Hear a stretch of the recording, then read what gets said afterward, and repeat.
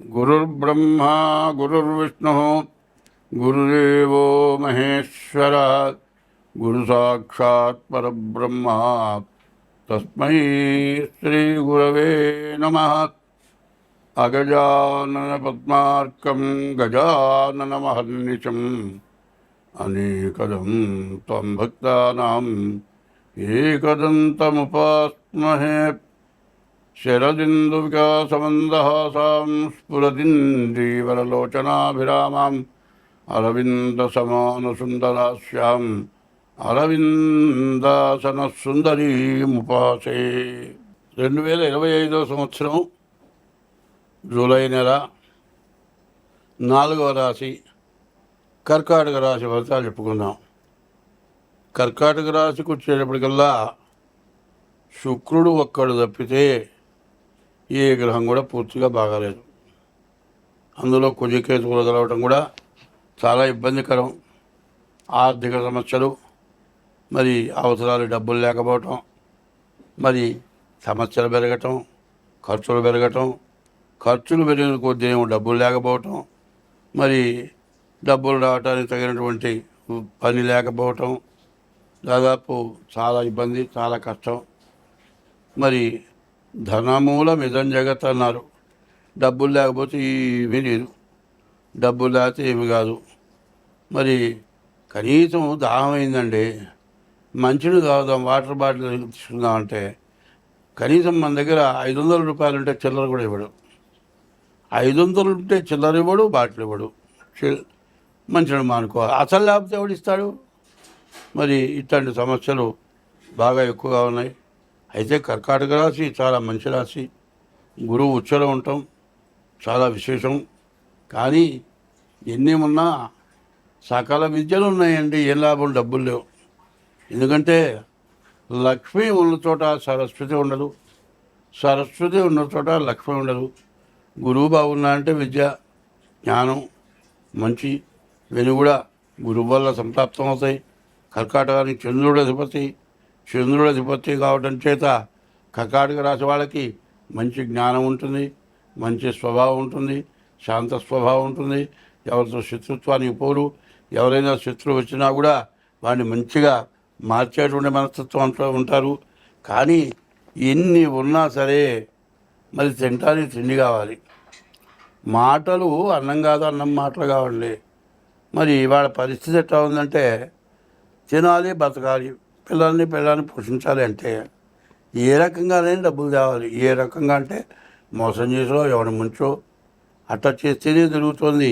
మంచిగా నేను విద్యావంతున్నయా, నేను బాగా చదువుకున్నాను, అందరికీ మంచి చెబుతాను, చెడు అనేది రాకుండా చూస్తాను, అన్నీ నువ్వు చేస్తావు. చివరికి కడుపులోకి ఫుడ్డే లేదు. మరి అన్నమే లేకపోతే మరి అన్నం పరబ్రహ్మస్వరూపం అన్నారు. మరి ఎంత విద్య ఉన్నాక భగవంతుడు ఏం చేస్తాడంటే వీడు పరీక్షిస్తాట. వీడు నీతిగా నిలబడతాడా, అవినీతికి వచ్చి దుర్మార్గంగా ధనాన్ని సంపాదిస్తాడా అని దాని గురించి ఆలోచిస్తాట భగవంతుడు. అందువల్ల ఈ కర్కాటక రాశి వాళ్ళు ఎంతో పుణ్యం చేసుకున్న వాళ్ళు, పూర్వజన్మ స్మృతిలో పుట్టిన వాళ్ళు. మరి కర్కాటక రాశికి చంద్రుడు అధిపతి. అటువంటి రాశిలో పుట్టి కూడా మరి ఏకాదశంలో శుక్రుడున్నాడు. భార్య గుణవతి, భార్య ఉపయోగపడుతుంది. ఎంత చేసి ఏ ప్రయోజనం, ఇంట్లో ఆమె చేసినా బయట ఏం చేసినా ఏమీ లేదు, ఒట్టి చేతులే. కాబట్టి ఇట్లాంటి పరిస్థితుల్లో బతకటమే చాలా కష్టంగా ఉంటుంది. ఎందుకు బతుకుతున్నామో అర్థం కాదు. సంపాదించింది మొత్తం ఊళ్ళో వాడికి పెట్టడం, మనకు రావాల్సింది రాకపోవటం, మనం ఇవ్వాల్సింది ఇవ్వకపోవటం, ఇట్లాంటి పరిస్థితులు ఏకమయ్యేటప్పటికల్లా కర్కాటక రాశికి కొంచెం బాగా ఇబ్బందికరంగా కనబడుతోంది. స్వస్తి. మార్చి నెల 30వ తారీఖు 6 గ్రహాలు చోటు చేరినాయి. షడ్గ్రహ కూటమి. ఈ సంవత్సరం 6 గ్రహాలు పాపగ్రహాలు పంచాంగంలో, నవనాయకుల్లో 6 గ్రహాలుగా మంచి పదవులు వచ్చినాయి. మరి అన్నీ దుర్మార్గపవే. మరి అటువంటి పదవులు వచ్చినటువంటి పాపగ్రహాల వల్ల ఏమిటి పరిస్థితి? మనకు నిన్నటిదాకా యుద్ధం పాకిస్తాన్తో. ఏమిటా యుద్ధం? మరి యాత్రల్లో మరి హరిద్వారు, హృషికేశు, తర్వాత గంగోత్రి, యమునోత్రి, మరి ఇట్లాంటి చోటుకి వెళ్ళే అవసరం ఉంది. అది చాలా విశేషమైన యాత్రలు. జనం అక్కడికి పోతున్నారు కాబట్టి మరి కాశ్మీర్లో చల్లగా బాగుంటుంది, అక్కడ చుట్టానికి వెళితే అక్కడ బాంబులు వేస్తే మన జనం చావాలి అని పాకిస్తాన్ వాళ్ళు వేశారు. అది ద్రోహం కాదా? దానివల్ల ఇండియాలో యాత్రా ఫలంతో బాగా విపరీతమైన ఆదాయం ప్రభుత్వానికి వస్తుంది. వాళ్ళు నాశనం అయిపోవాలి, మనం బాగుపడాలి.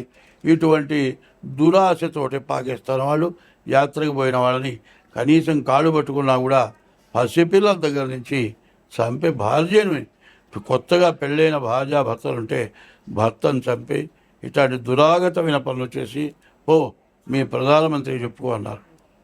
మరి ఇంత నీచం చేసి కూడా మరి ఎంతో నష్టపడ్డారు. ఎంతో నష్టపడటం కాదు, మన జనాల్ని దురాగతంగా చంపినందుకు నీళ్లు దొరకకుండా తాగడానికి నీళ్లు లేని పరిస్థితుల్లో కూడా వాళ్ళ బుద్ధి మారలేదు. అదే కాదు, ఇజ్రాయెల్ ఇటు వచ్చేప్పటికల్లా మరి ఈ రెండు దేశాల్లో కూడా మళ్ళీ యుద్ధం ప్రారంభమైంది. మరి మరి ఇంకో చోట అయింది మళ్ళీ వేరే దేశంలో కూడా ప్రధానమైన దేశాల్లో యుద్ధాలు జరుగుతున్నాయి. ఈ యుద్ధాల వల్ల ఏమవుతుంది? విపరీతమైన ఖర్చు. ఈ ఖర్చు వల్ల ఏంది? ఒక దేశం నుంచి కొన్ని వస్తువులు దేశానికి వస్తాయండి, ఆ వచ్చేవి ఆగిపోతుంది. మరి ఇట్లాంటి వాటి వల్ల ఏమవుతుంది? ప్రతి వస్తువు మీద ధర పెరుగుతుంది. కానీ యుద్ధంలో పెట్టారు ఖర్చు, ఎక్కడి నుంచి తెచ్చిపెట్టారు? ప్రజల దగ్గర సంపాదించినటువంటి ధనమే ఖర్చు పెట్టారు. ఇంత ధనం ఖర్చు అయిన తర్వాత ప్రజలకు కష్టం వచ్చినప్పుడు ఇవ్వటానికి ప్రభుత్వం దగ్గర ధనం లేని పరిస్థితులు వస్తున్నాయి. కాబట్టి ఇది అంతర్యుద్ధం. ఈ అంతర్యుద్ధం వల్ల చాలా సమస్యలు రాబోతున్నాయి. కేంద్ర ప్రభుత్వానికి రాష్ట్ర ప్రభుత్వాలకి పడటం లేదు. రాష్ట్ర ప్రభుత్వంలో అధికార పార్టీలో అధికారంలో ఉన్న వాళ్ళకే పడటం లేదు. ఇదివరకేంది? అధికార పార్టీకి ప్రతిపక్షానికి విరోధం. మరి అధికార పార్టీలోనే తేడాలు, ప్రతిపక్షంతో ఇంకా తేడాలు. ఇట్లాంటి వాటి వల్ల ప్రభుత్వ పరిపాలన చేసేవాళ్ళకే ఇబ్బందిగా ఉంది. ఇటువంటి ఇబ్బంది రావడానికి కారణం ఏంది? మరి అధికార పార్టీలో తగాదాలు ఎందుకు వస్తున్నాయి? వాళ్ళకి అధికారాలు రాలేదు కాబట్టి వాళ్ళు అల్లరి చేస్తారు. ఇవాళ ప్రతివాడికి డబ్బులు కావాలి, డబ్బులు కాకపోతే ఆదాయం లేకపోతే అల్లరి చేయటమే వాళ్ళ యొక్క దుష్ట స్వభావం. ముందు అది మారాలి. అది మారిన పక్షంలో చాలా కష్టాలు ఎక్కువగా ఉంటాయి. ఎందుకంటే ఏం చేయాలి? ఒకటి చెబుతున్నా, మనకంటే తక్కువ వాడిని చూసి మనం బాగున్నామని తృప్తి పడితే జాగ్రత్తగానే ఉంటాం, మంచిగానే ఉంటాం. మనకంటే ఎక్కువ వాడిని చూసి వాళ్ళలాగా మనం ఎట్లా ఉంటాము అనేటువంటి ఆలోచన కనుక వస్తే మనం అసలు బాగుపడలేము. మరి వాళ్ళని చూసి ఏడ్చి సర్వనాశనం అయిపోతాము. కాబట్టి ఎవరికో అదృష్టం పట్టిందంటే అందరికీ అదృష్టం పట్టదు. వాళ్ళ పూర్వజన్మలో పుణ్యం వల్ల వాళ్ళకి అటువంటిది వస్తుంది.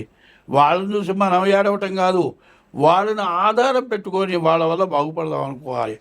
వాళ్ళ దగ్గరికి వెళ్ళి వాళ్ళ మంచి సహాయంతో మనం బాగుపడదాం అనుకోవాలి. అంతేకాని వాళ్ళ మీద ఏదో రెవల్యూషన్ తెచ్చి గందరగోళాలు చేసి ఇట్లాంటివి చేయడం చాలా తప్పు. పైన ఇంట్లో కుటుంబంలో కూడా విపరీతమైన సమస్యలు వస్తూ ఉన్నాయి.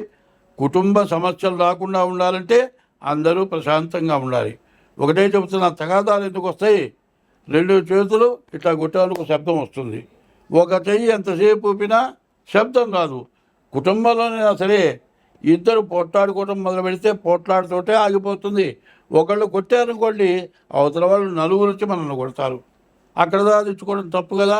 ఇప్పుడు జరుగుతున్నది అది. ప్రతి ఇంట్లో, ప్రతి దేశంలో, ప్రతి రాష్ట్రంలో విపరీతమైన సమస్యలు. ప్రపంచ దేశాల్లో కూడా చాలా ఇబ్బందులు.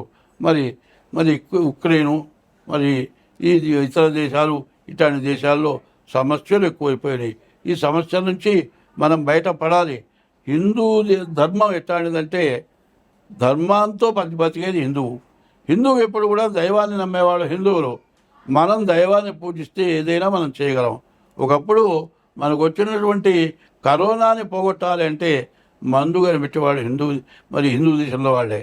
కానీ చాలామందికి ఉపయోగించారు. అట్లాగే మంచి ఎక్కడికి పోదు. మంచి మరి చాలా గొప్పది. ఆ మంచితనాన్ని నేర్చుకోవడం మంచిది. ఎందుకంటే మన హిందూ ధర్మంలో వాళ్ళు చెప్పారు, ధర్మో రక్షిత. ధర్మాన్ని నువ్వు రక్షిస్తే నిన్ను ఆ ధర్మం రక్షిస్తుంది. తర్వాత ధర్మో రక్షతి రక్షిత. ధర్మస్య జయోస్తు. ధర్మం ఎప్పుడూ జయిస్తుంది. అధర్మస్య నాశోస్తు. ఆ ధర్మం వల్ల వాడు నాశనం అయిపోతారు కానీ బాగుపడరు. ప్రాణిషు సద్భావనాస్తు. మంచివాళ్ళకి అంత అన్నం పెడితే అది మంచి జరుగుతుంది. ప్రాణిషు సద్భావనాస్తు. విశ్వస్య కళ్యాణమస్తు. విశ్వం మొత్తం బాగుంటుంది. కాబట్టి మంచిగా ఉండేవాళ్ళు ఎవరైతే ఉంటారో, మంచిని గురించి ఎవరైతే ఆలోచిస్తారో, ఇది వేదమంత్రం. ఈ వేదమంత్రం ధర్మస్య జయోస్తు అధర్మస్య నాశోస్తు ప్రాణిషు సద్భావనాస్తు విశ్వస్య కళ్యాణమస్తు. ఈ మాటని ప్రతివాడు గుర్తుపెట్టుకుంటే అపసహజమైన దుర్మార్గమైన పనులు చేయటానికి ఇష్టపడరు. ఎక్కువ మంది మంచి చేస్తే వాళ్ళిద్దరు చెడు చేసినా వాళ్ళు ఏమీ చేయలేరు. కాబట్టి స్వస్తి.